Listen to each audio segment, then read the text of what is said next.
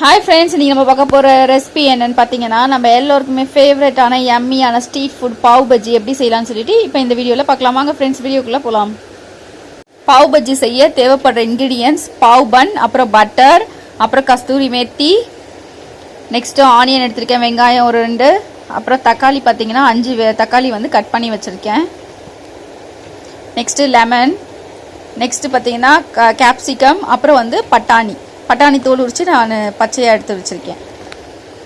Next இஞ்சி பூண்டு paste, மஞ்சத்தூள் ஒரு 1/4 ஸ்பூன், அப்புறம் வந்து காஷ்மீரி சில்லி பவுடர் வந்து ஒரு 1 ஸ்பூன் எடுத்திருக்கேன். நெக்ஸ்ட்டு பாவ் பஜ்ஜி மசாலா வந்து 1 ஸ்பூன் அளவுக்கு எடுத்திருக்கேன்.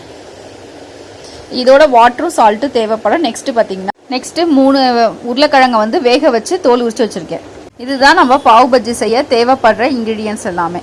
இப்போ எப்படி செய்யலான்னு பார்க்கலாம். ஃபஸ்ட்டு வந்து ஒரு பேனை வந்து அடுப்பில் வச்சுருங்க. நெக்ஸ்ட்டு பட்டர் பார்த்திங்கன்னா ஒரு 1 ஸ்பூன் அளவுக்கு போட்டுக்கலாம். போட்டுட்டு உடனே தக்காளி போட்டுருங்க, இல்லைன்னா கரிஞ்சிரும். இப்போ தக்காளி போட்டு லைட்டாக வதக்கிக்கலாம். லைட்டாக வதக்குனதுக்கப்புறமா நம்ம உரிச்சு வச்சுருக்க பச்சை பட்டாணியும் அப்புறம் கேப்சிகம், கொடமிளகா ரெண்டுத்தையுமே போட்டு நல்லா வதக்கிக்கலாம்.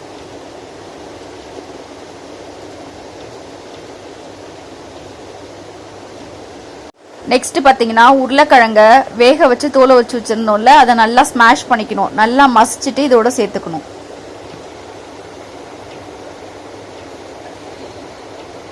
நல்லா கலந்து விட்டுருங்க, நல்லா வதக்கிக்கலாம். வதக்கிட்டு இப்போ இந்த டைமில் வந்து கொஞ்சமாக உப்பு போட்டுக்கலாம். கிரேவிக்கு தேவையான உப்பு போட்டுக்கலாம். போட்டுட்டு தண்ணி ஊற்றிடுங்க. தண்ணி ஊற்றிட்டு நல்லா கலந்து விட்டுருங்க.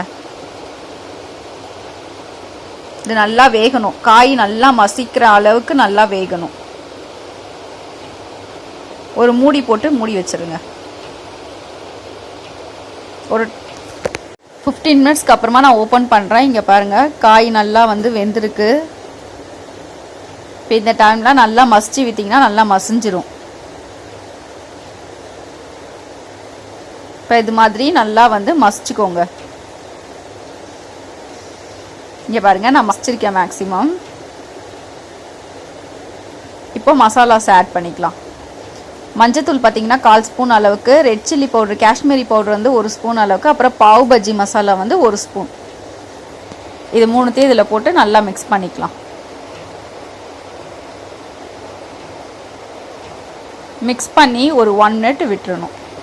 இதை பாருங்கள், ஒரு 2 மினிட்ஸ் ஆகிடுச்சு. இப்போ நல்லா அந்த தனியாக அந்த பட்டர் நம்ம போட்டிருந்தாலும் தனியாக பிரிஞ்சு நல்லா அந்த இது எண்ணெய் பிரிஞ்சு வரும்னாங்களோ அந்த மாதிரி வந்திருக்கு பாருங்கள். இப்போ இந்த டைமில் வந்து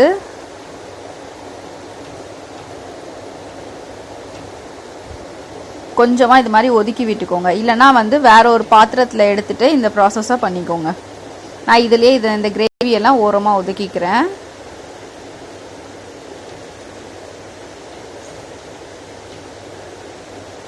ஏன்னா நம்ம இதில் பட்டர் யூஸ் பண்ணிவிட்டு ஆனியனை வந்து அந்த பட்டரில் வதக்குவோம். இதுக்கு வேணும்னா நீங்கள் வேற ஒரு பாத்திரத்தில் வந்து பட்டர் போட்டுட்டு நெக்ஸ்ட்டு இந்த ஆனியன் போட்டுட்டு எல்லாத்தையும் மிக்ஸ் பண்ணி லாஸ்ட் இதோட கொட்டிட்டு கூட மிக்ஸ் பண்ணிக்கலாம்.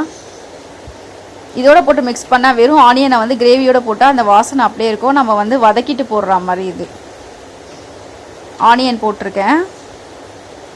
நெக்ஸ்ட்டு ஜிஞ்சர் கார்லிக் பேஸ்ட்டு, இஞ்சி பூண்டு பேஸ்ட்டு பார்த்திங்கன்னா ஒரு 1/2 ஸ்பூன் அளவுக்கு போட்டுட்டு லெமன் ஒரு 1/2 லெமனை வந்து இது மாதிரி பிரிஞ்சு விட்டுக்கலாம்.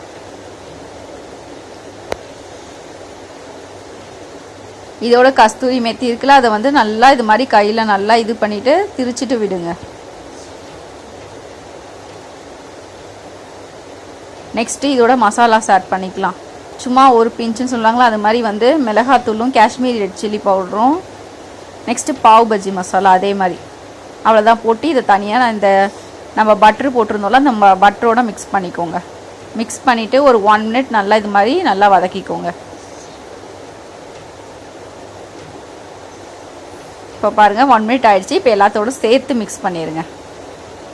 இப்போ தனியாக இந்த ப்ராசஸ் பண்ணிங்கன்னா வேறு ஒரு பாத்திரத்தில் இது மாதிரி பட்டர் போட்டு நல்லா மிக்ஸ் பண்ணி இதோட கொட்டிக்கோங்க. இப்போ பாருங்கள், ஆயில் நல்லா பிரிஞ்சு வருது. இந்த டைமில் தண்ணி ஊற்றிக்கோங்க. இப்போ கொஞ்சமாக தண்ணி ஊற்றி நான் அந்த காயெல்லாம் நல்லா வந்து மிக்ஸ் பண்ணி விடுறேன். ஏன்னா கொஞ்சம் அப்படியே இருக்குது வெஜிடபிள்ஸு, அதை நல்லா மசிகிறதுக்காக கொஞ்சமாக தண்ணி ஊற்றி இப்போ நல்லா மசிச்சிக்கிறேன். இப்போ மசிச்சுட்டு இன்னும் கொஞ்சம் தண்ணி ஊற்றிக்கிறேன். தண்ணி ஊற்றிட்டு திருப்பி மூடி போட்டு மூடிடலாம். இப்போ ஒரு 2 மினிட்ஸ் ஆயிடுச்சு. இப்போ ஓப்பன் பண்ணுறேன். இங்கே பாருங்கள், நல்லா பிரிஞ்சு வருது. நம்ம கிரேவி ரெடி ஆகிடுச்சு. அவ்வளோதான், மசாலா ரெடி ஆகிடுச்சு. நெக்ஸ்ட்டு வந்து பாவ் பன் செய்யலாம். ஒரு தவாவில் வந்து ஹீட் பண்ணிவிட்டு பட்டர் போட்டுக்கோங்க. பட்டர் ஃபுல்லாக வந்து மெல்ட் ஆகுறதுக்குள்ளே அதில் வந்து மசாலா ரெட் சில்லி பவுடரும் பாவ் பஜ்ஜி மசாலாவும் சும்மா ஒரு பிஞ்ச் போட்டுக்கோங்க.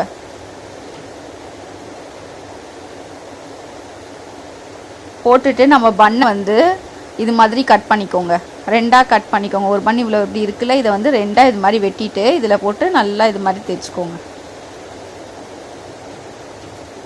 போட்டு ஒரு 1 மினிட் அப்படியே வச்சுருங்க. வச்சுட்டு இதை திருப்பிடுங்க.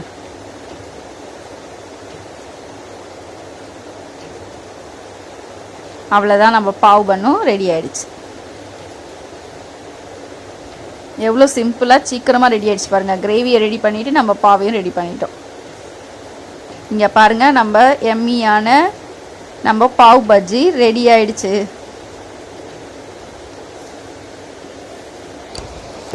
ஓகே ஃப்ரெண்ட்ஸ், இந்த வீடியோ உங்களுக்கு பிடிச்சிருந்தா லைக் பண்ணுங்கள், ஷேர் பண்ணுங்கள், கமெண்ட் பண்ணுங்கள், சப்ஸ்கிரைப் பண்ணால் மறக்காதீங்க. பக்கத்தில் ஒரு பெல் ஐக்கான் இருக்கும், அதையும் ப்ரெஸ் பண்ணுங்கள். ஓகே ஃப்ரெண்ட்ஸ், நம்ம நெக்ஸ்ட் வீடியோவில் மீட் பண்ணலாம்.